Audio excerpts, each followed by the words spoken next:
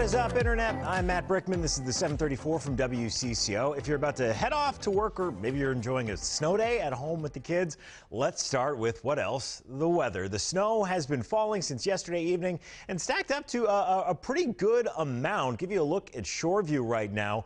Got about 4 inches down there, and 4 to 6 has kind of been the range that we've seen throughout the metro. A couple of spots with more than that, though. Weather watchers have been on top of it. Southwest of New Ulm and Springfield, almost 8 inches of snow. Waseca, Bill's got 7 inches there. That's kind of one of the hot spots for heavier snow there. Almost 7 in Faribault, and then down in Rochester, 6.3 inches. Even though it looks like on radar the snow is coming to an end, it's not. It's just getting lighter, so it's a little tougher for radar to pick it up. But very fine light snow, certainly still blowing around here in downtown Minneapolis. We're at 5 degrees, feels like 13 below, and I think that wind chill kind of lives between 10 and 15 below all day today.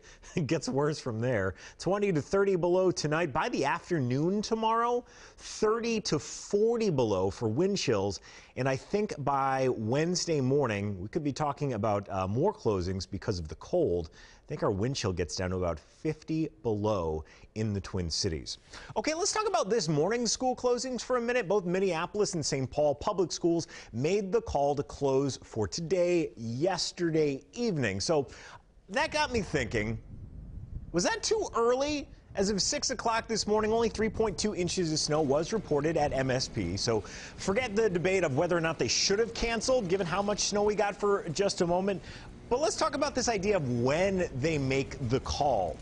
Do you like the idea of getting the call the night before so you can plan and make childcare arrangements? Or do you want them to wait and actually see what's on the ground in the morning and then decide school or no school? If you're watching on Facebook or on Twitter for that matter, leave a comment. Our digital guy Cole is here, and we're going to read through some of those coming up in about 4 or 5 minutes.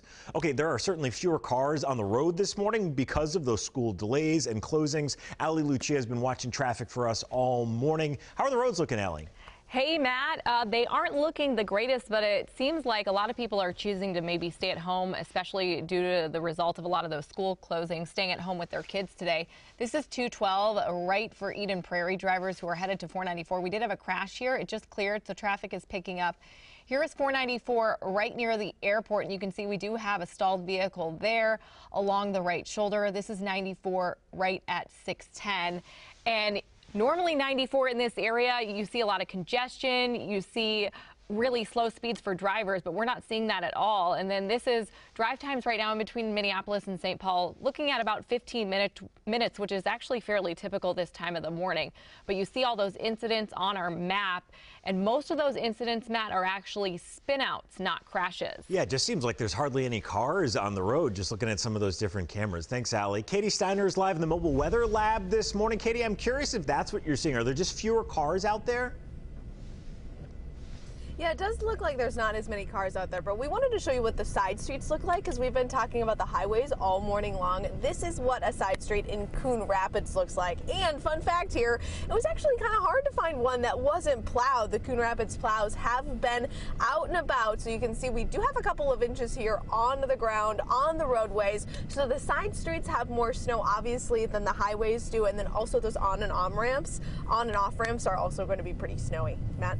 Good stuff, Katie. Thank you. A number of cities have also declared snow emergencies. Minneapolis and St. Paul have not as of this morning, but they still could later today. Our Christian Cordero spoke with someone getting ready to go to work this morning. They didn't mind the snow, but they know that cold is coming. I mean, it was more than what I had last night when I got home, but I like it like this. I'm finna, after I get done work, go sledding with my kids. I mean, that's it. This is kind of our first real chance to go sledding, and it's warm enough to do it, so why not? Breaking news in the banking world this morning. TCF Bank in Minnesota is merging with Chemical Bank in Michigan.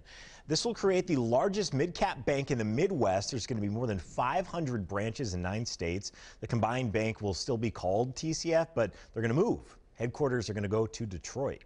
The government finally is back open this morning.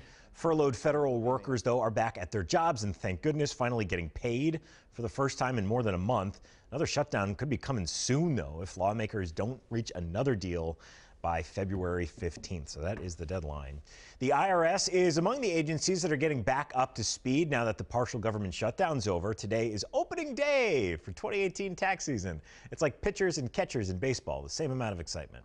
This is the first year the IRS will process returns filed under the new federal tax laws. The push to legalize marijuana in Minnesota takes a step forward at the state capitol today. 2 Democratic lawmakers plan to introduce a bill outlining the legalization of recreational cannabis in Minnesota. 10 states and D.C. have already legalized pot.